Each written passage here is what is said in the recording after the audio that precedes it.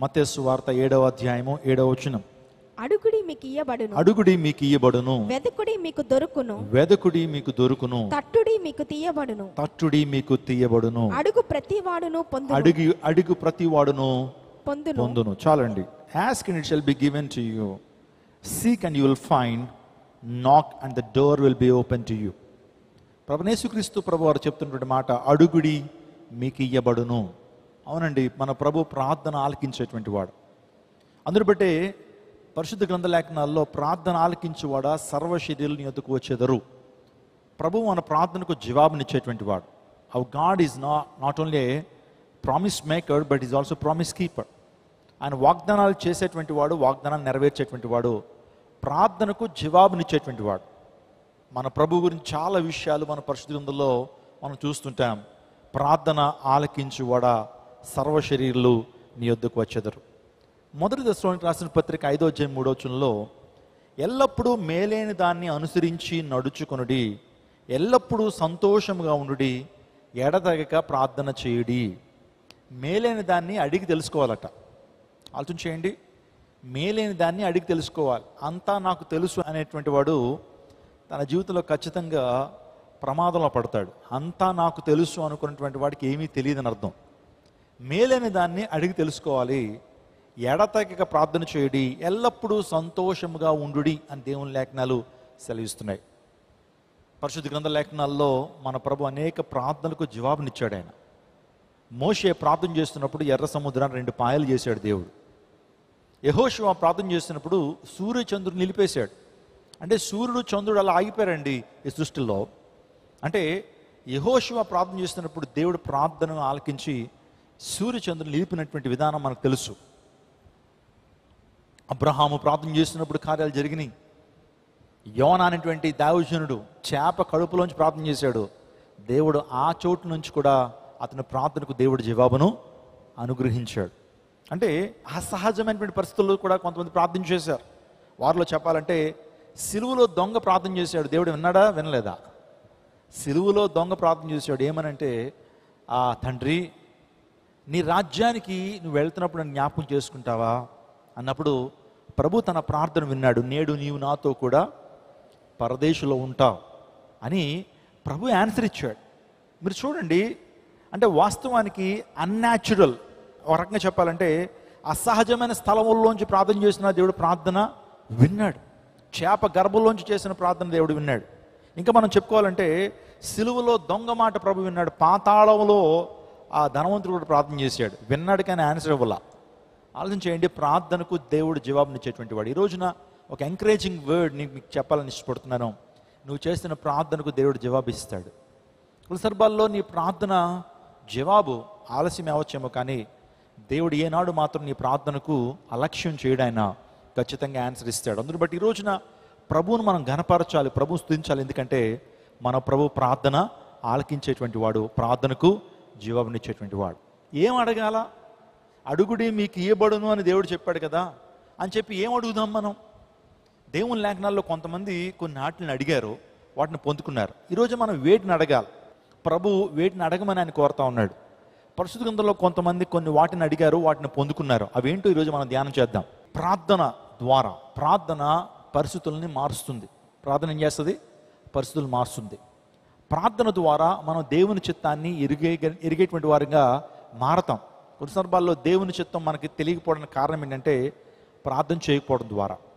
కొన్ని సందర్భాల్లో నిర్ణయాలు సరిగ్గా తీసుకోలేకపోతుంటాం. ఎందుకంటే దేవుని చిత్తాన్ని మనం తెలుసుకోకపోవడం ద్వారా నిర్ణయాలు మంచిగా తీసుకునేటువంటి పరిస్థితుల్లో మనం ఉండం.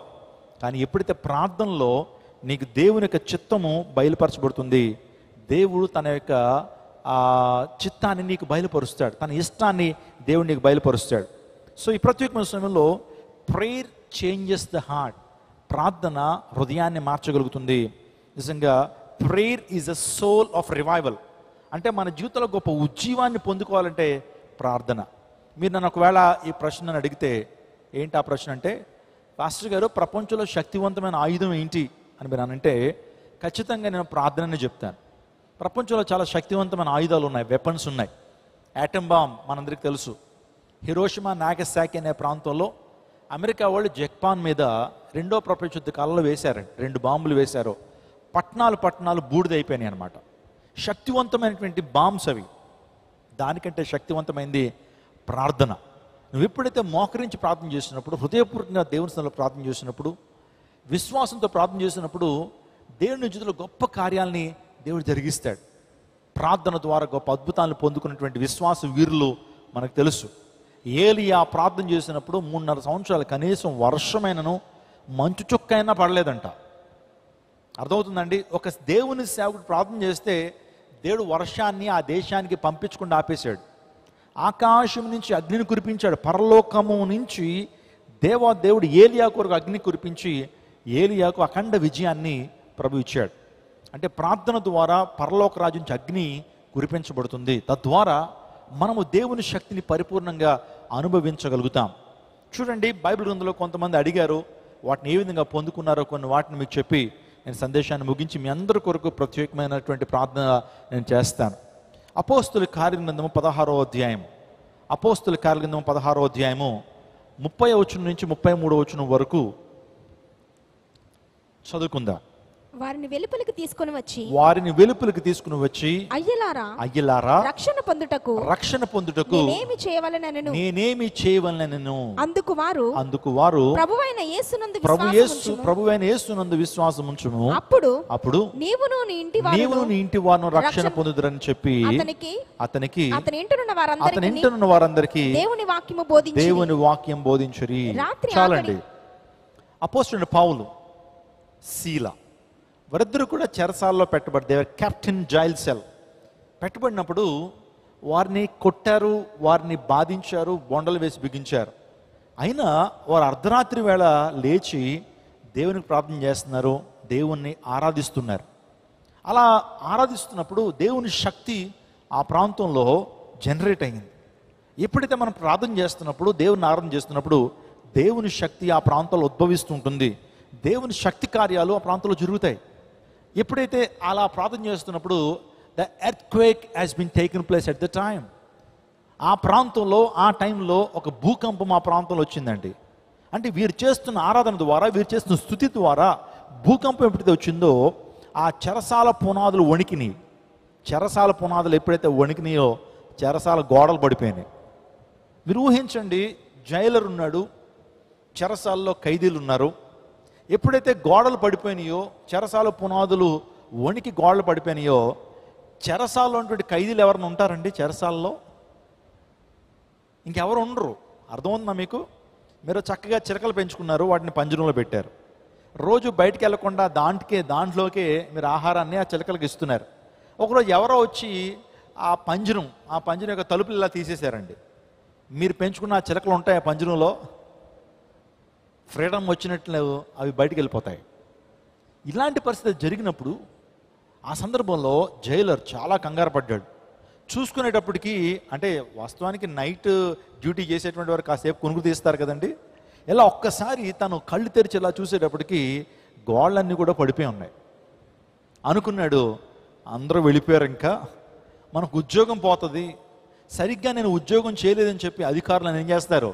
నన్ను దండిస్తారు, ఉద్యోగం తీసేస్తారు. రోమా ప్రభుత్వం వారు నన్ను చంపేస్తారు. వాళ్ళ చేతుల్లో చచ్చే కంటే నేనే చచ్చిపోతానని చెప్పి తన ఖడ్గాన్ని తీసుకుని పొడుచుకోబోతున్నాడు.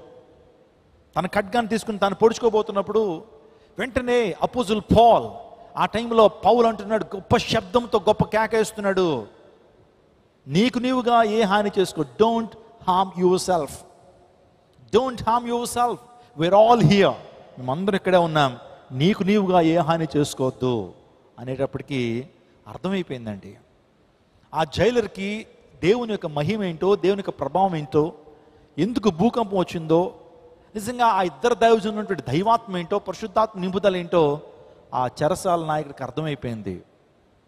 అయిపోయి నిజంగా అక్కడ స్వార్థ విన్నటువంటి ఆ చెరసాల నాయకుడు అంటున్నాడు, అయ్యలారా, రక్షణ పొందడానికి నేనేమి చేయాలి? What shall I do in order to be saved? Sirs, what shall I do to be saved? రక్షణ పొందడానికి నేనేమి చేయాలి? ఎంత మంచి ప్రశ్న అండి. ఎప్పుడైనా ఎవరిని అడిగావా, నిత్య నరకాగ్ని గురించి నేను తప్పించుకోవాలంటే ఏం చేయాలి?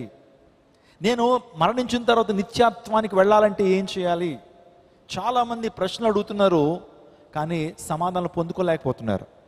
చాలామంది మేము చీకట్లో ఉన్నాం, మాకు వెలుగు కావాలని అరుస్తున్నారు. మేము అసత్యంలో ఉన్నాం, మాకు సత్యం కావాలని కేకలు పెడుతున్నారు. మేము మృత్యువులో ఉన్నాం, మాకు జీవం కావాలని కేకలు పెడుతున్నారు.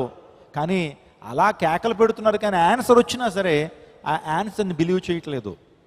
చిన్నప్పటి నుంచి కూడా స్కూల్లో ఒక ప్రార్థన మనం చేస్తుండేటువంటి వారు, మీకు ఎంతమంది గుర్తుందో లేదో, మా స్కూల్ అసెంబ్లీలో ఈ ప్రార్థన చెప్పిస్తుండేటువంటి వారు.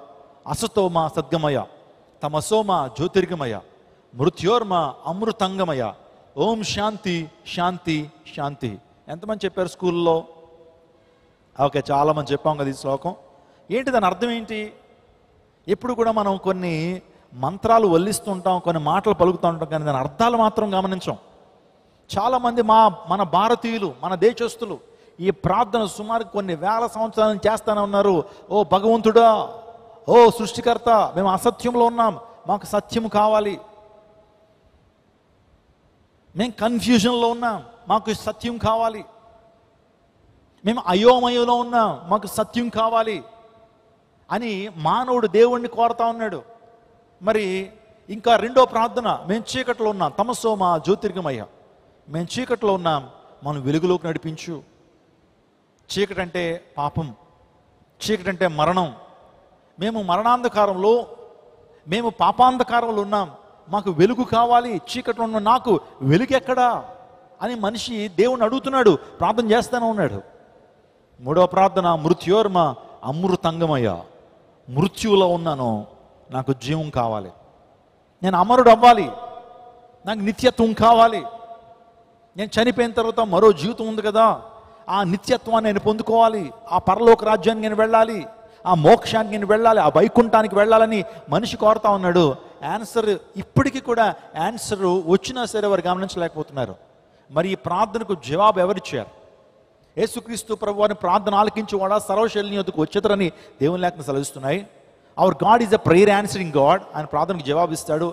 మనిషి ప్రపంచవ్యాప్తంగా మనుషులందరూ కూడా దేవుణ్ణి ప్రార్థన కోరితే ఏనాడో 2000 సంవత్సరాల క్రితం యేసుక్రీస్తు ప్రభుని దేవాది దేవుడు ఈ లోకానికి వచ్చి మన ప్రార్థనకు, భారతీయులు చేస్తున్న ప్రార్థనకు ఆయన జవాబిచ్చాడు. గట్టిగా చప్పలు కొడుతూ దేవుని నామమును మహిమపరచండి. అందరికీ శుభవార్త. ప్రతి ఆదివారం 10,000 మంది ఒక చోట చేరి దేవుణ్ణి ఆరాధిస్తున్న జీవం గల దేవుని సంఘం. స్వస్థత, విడుదల, అభిషేకం పొందాలనుకుంటున్నారా? దురాత్మ శక్తుల నుంచి విడుదల కావాలా? ఆర్థిక ఇబ్బందుల నుంచి విడుదల కావాలా? సంతానలేమితో బాధపడుతున్నారా? కుటుంబ సంక్షేమం కొరకు ప్రత్యేక ప్రార్థనలు కోరుకుంటున్నారా? శాంతి లేక ఆత్మహత్య చేసుకోవాలనుకుంటున్నారా? నిజమైన ఖచ్చితమైన వాక్యం చేత బలపడాలని ఆశిస్తున్నట్టయితే రండి.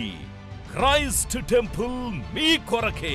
ప్రతి ఆదివారం 4 ఆరాధనలు జరుగుతున్నాయి. మొదటి ఆరాధన ఉదయం 6 గంటలకు, రెండవ ఆరాధన ఉదయం 8 గంటలకు, మూడవ ఆరాధన ఉదయం 10 గంటలకు, నాల్గవ ఆరాధన సాయంత్రం 6:30 జరుగును. స్థలం Christ temple, Mary Stella indoor stadium, Pantakaluva road, NTR circle, Vijayawada. ముఖ్య ప్రసంగికులు ప్రపంచ వ్యాప్తంగా వాక్యమునందించి కోట్లాది మందికి దీవెనకరముగా ఉన్న మన దైవజనులు రెవరెండ్ డాక్టర్ పాల్ ఇమాన్యుయల్ గారు మరియు నిస్సీ పాల్ గారు శక్తివంతమైన సందేశాలను అందించి ప్రతి ఒక్కరి కొరకు ప్రత్యేక ప్రార్థనలు చేయుదురు. హృదయాలను హత్తుకునే అద్భుతమైన స్తుతి ఆరాధన సాక్ష్యాలు, ప్రతి విశ్వాసిపై ప్రత్యేక శ్రద్ధ, గృహ దర్శనాలు, ఇంకా మరెన్నో. ప్రతి ఆరాధనలో 1000 మంది ప్రజలు పాల్గొంటూ ఆత్మీయముగా బలపడుచున్నారు. పాటలు, ఆరాధన, వర్తమానముల ద్వారా దేవుని ఆత్మీయ కార్యములు అనేకులు పొందుకుంటున్నారు. విజయవాడ చుట్టుపక్కల ప్రాంతాల నుంచే కాక 100 కిలోమీటర్ల దూరం నుంచి ప్రజలు వచ్చి ఆత్మీయ మేలులు పొందుచున్నారు. ప్రతి ఆదివారం హోలీ కమ్యూనియన్ సర్వీస్. దూర ప్రాంతము నుండి వచ్చు వారికి ప్రేమ విందు కలదు. కుటుంబాలతో రండి. దేవుడిచ్చే గొప్ప రక్షణ, స్వస్థత, అభిషేకాన్ని పొందుకొనండి. రండి, మీ దుఃఖము నాట్యముగా మార్చబడును. మరిన్ని వివరాలకు సంప్రదించండి 88 6276 777.